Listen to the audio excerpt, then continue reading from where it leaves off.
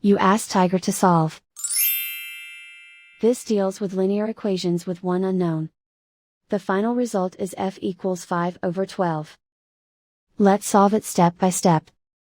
Swap sides. Group all constants on the right side of the equation. Subtract 1/4 from both sides. Group like terms.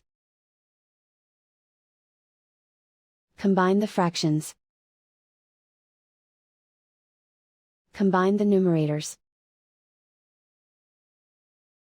Reduce the zero numerator. Simplify the arithmetic. Find the lowest common denominator. Multiply the denominators. Multiply the numerators.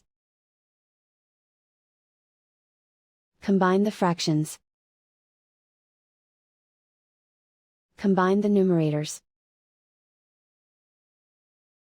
And so the final result is f equals 5/12.